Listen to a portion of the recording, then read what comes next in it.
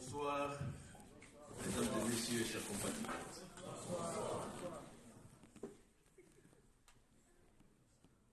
Je vais commencer par dire que ce que vous venez d'entendre, de suivre, c'est légèrement exagéré.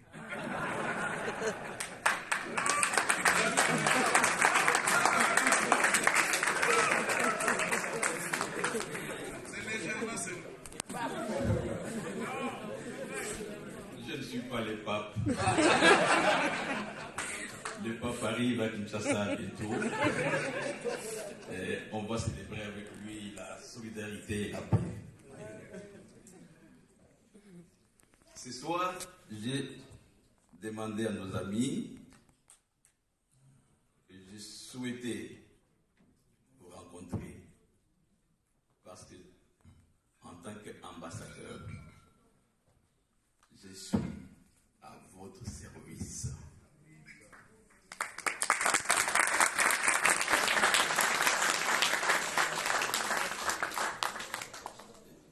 J'ai dit à mes diplomates, à mes collègues avec qui nous travaillons, qu'une mission diplomatique a deux fonctions principales. La première mission d'une mission diplomatique, c'est de veiller sur les intérêts des compatriotes dans le pays d'accueil. C'est ça le premier rôle de l'ambassade, c'est de veiller par tous les moyens sur les intérêts de tous les ressortissants congolais vivant ici en Chine. Et sur ce point-là, j'ai dit à mes collègues avec qui on travaille que je serai intransigeant.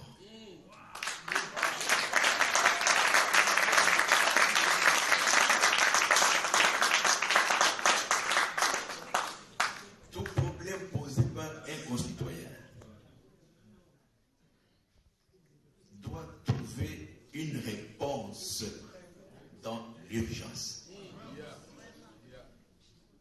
Et que ce que nous faisons pour eux, nous le faisons pour le pays. Et à aucun moment, on peut maltraiter un concitoyen qui arrive à l'ambassade.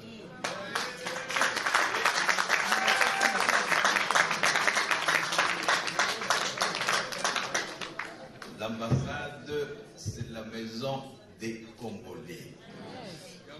C'est à vous, c'est pas nous ne sommes que les travailleurs. La maison appartient aux Congolais.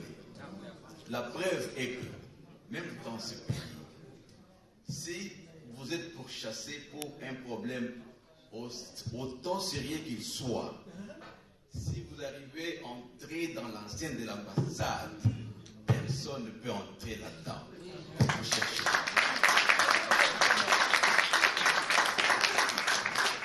Donc, vous devez le savoir. Donc, c'est à vous. Et ceux qui sont là-dedans sont vos employés. C'est vous qui les avez mis là-bas.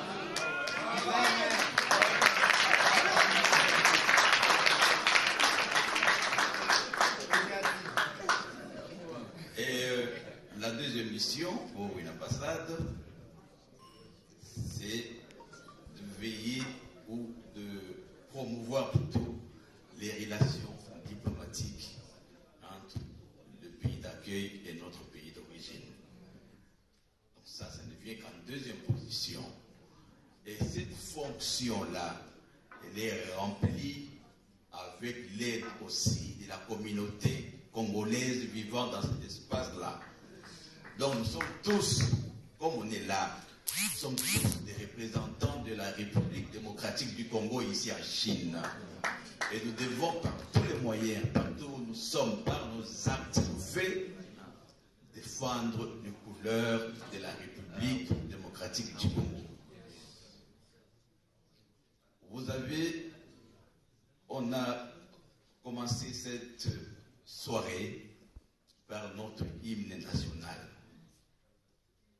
Et parmi les phrases de l'hymne national, on dit l'hymne sacré de la solidarité.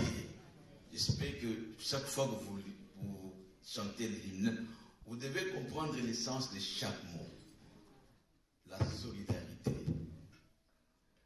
Nous, Congolais, il nous est arrivé pour des raisons diverses de chercher à se singulariser, donc chacun dans son coin, se battant seul, alors que, sans le savoir, nous sommes une grande force en Afrique. Vous êtes sans savoir que les potentiels de ce pays que Dieu nous a donné, il n'y a pas de pays en Afrique avec les mêmes facilités. Notre seul malheur, c'est la négligence, l'égoïsme et chacun pour soi. Alors que nous avons tout pour être la première puissance économique de l'Afrique.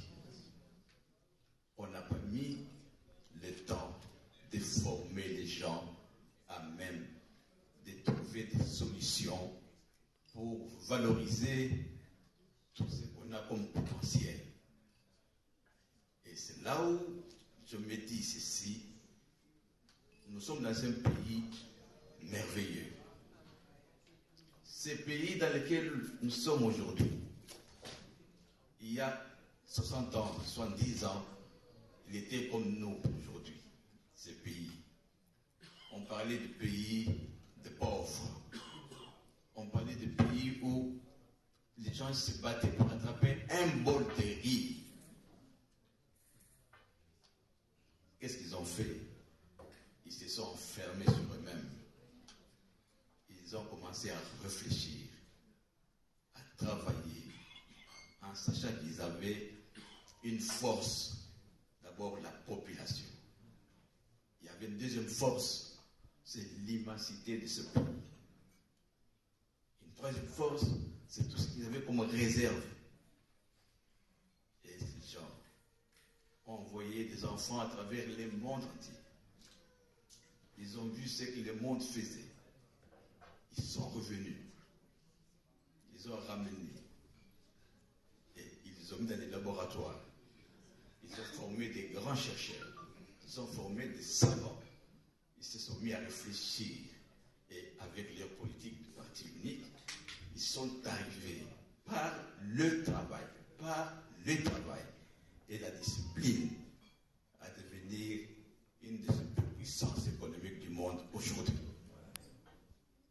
Je me dis, mais nous avons beaucoup d'étudiants qui arrivent ici, nous avons des enfants qui sont ici, et vous tous, adultes, vous vivez ça. Et pourquoi ne pas faire un parallélisme avec notre pays? Dire, ok, on a vu ce que produit le travail bien fait, ce que produit le travail acharné, ce que produit le travail en ordre. Donc, en rentrant chez nous, nous devons être en mesure de dire, cet exemple-ci, c'est un modèle qui peut nous permettre, la RDC, de se confirmer comme une puissance économique en Afrique. Tout ce qu'il nous faut, ce sont ces enfants qui doivent apprendre à copier les modèles et demain à l'implanter chez nous. Nous avons de forces terribles au point de vue agricole, par exemple.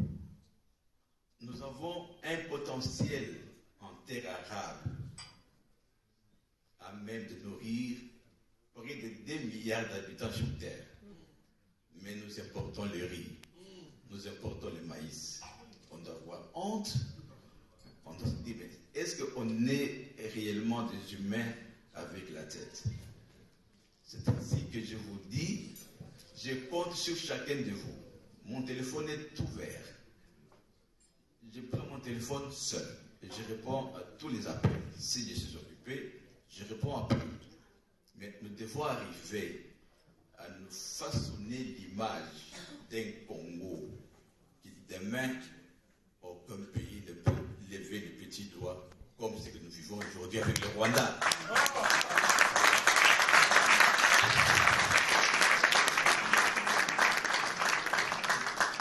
On ne doit pas accepter ça. C'est ridicule qu'un petit pays comme celui-là puisse se moquer d'un grand pays que nous sommes. Et on regarde. Mais je crois que vous suivez la politique au pays. Les choses vont bientôt et très bientôt changer.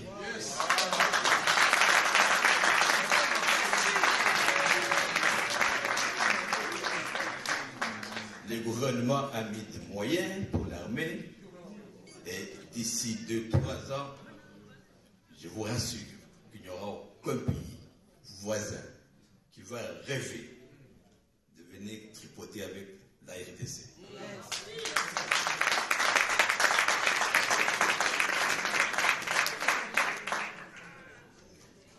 Je ne veux pas parler beaucoup. Je suis venu d'abord beaucoup plus pour rencontrer la grande communauté d'Ingoazo, que je trouve très, très dynamique, avec des hommes d'affaires, des femmes d'affaires, donc des gens alertes au développement. Je suis venu pour partager avec vous ces repas sous forme de manifestations, d'échanges de vœux que je vous souhaite avec beaucoup de plaisir et beaucoup de réussite pour chacun de vous.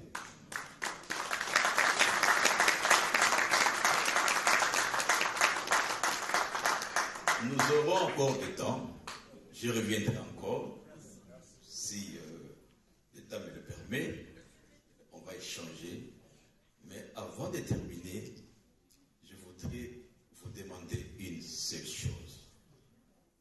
Vraiment, soyez une communauté des Congolais vivant à Goazo ou dans le pays et dans les provinces voisines. Manifestez l'amour d'être ensemble. Ensemble, unis, on est une force. Là, je vois, il y a presque, on va dire qu'il y a plus de 300 personnes, que, en temps normal, comme ça va revenir, on est presque à 1000 personnes dans ce pays, dans ce coin ici. Imaginez-vous, et ça je veux vous dire, c'est que Mme Clinton à l'époque disait à la diaspora congolaise aux États-Unis. Il dit, si vous regardez, vous comptabilisez l'argent que chacun de vous envoie au pays pour le besoin de consommation des familles différentes, en fait de compte, on avait évalué à presque 4 milliards de dollars par an que tous les Congolais de la diaspora réunis versaient au pays pour soutenir leurs familles respectives, rien que pour consommer. Et elle dit et demande, est-ce que vous imaginez qu'avec ces montants-là, vous pouvez constituer des banques? Vous pouvez avoir des banques congolaises. Aujourd'hui, on se plaint qu'au Congo, il n'y a même pas une seule banque des Congolais ou des Congolais. On n'a rien de grand, les Congolais. Alors qu'avec cet argent, vous pouvez vous mettre ensemble. Avec 50 millions de dollars, on peut déjà ouvrir une banque. C'est bien géré. L'argent qu'on envoie aux parents, sur les intérêts qu'on va gagner, les intérêts là maintenant on peut les donner aux familles.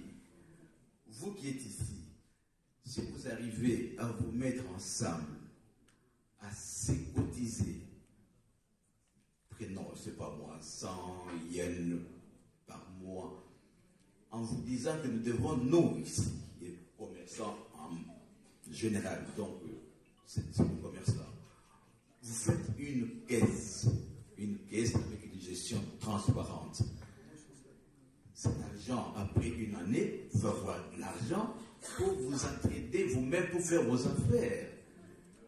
Vous pouvez emprunter 10 000, 20 000, avec des conditions bien clarifiées, et vous faites votre affaire, vous remettez l'argent, et c'est faisable.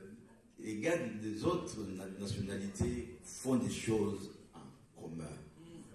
Ce qui manque à nous, c'est cet l'égoïsme qui nous pousse à faire de chacun pour soi.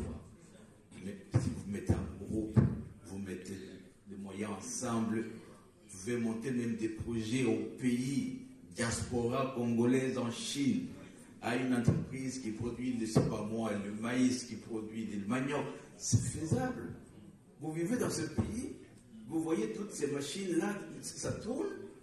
Il y a moyen de se dire, bien, on se met à 100, on fait un projet qu'on va financer nous-mêmes et les réaliser à l'intérêt du pays et de vous-même. Ce n'est qu'un exemple. Donc, on aura le temps d'échanger avec ceux qui veulent que les Congos demain soient respectés. On aura le temps de parler. Les projets que vous avez, s'il vous faut l'appui de l'ambassade, c'est à 100% à rafler.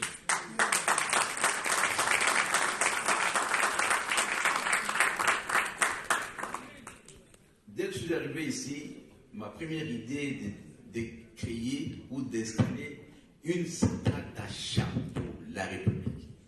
C'est-à-dire qu'au lieu que pour les grandes commandes, les grands engagements de l'État, au lieu de passer par des intermédiaires, passer par des Indiens, des Chinois, des Libanais, mais tous veulent prendre tout ça ici, pourquoi l'État congolais ne mettrait pas des moyens pour que achète directement ici pour les grands travaux au pays? C'est faisable. Mais c'est à nous ici en Chine de démontrer que c'est possible et c'est faisable. Donc si on est unis, on est ensemble, on monte des projets, on montre au pays que nous sommes à même de fournir ce que vous demandez pour les grands travaux. Envoyez l'argent et vous allez voir que vous aurez la bonne qualité. Mais c'est à nous ici à Chine d'y réfléchir. Voilà, ça c'est un devoir à domicile à chacun de vous. Réfléchissez et puis on en parlera plus tard. Encore une fois, mes meilleurs vœux et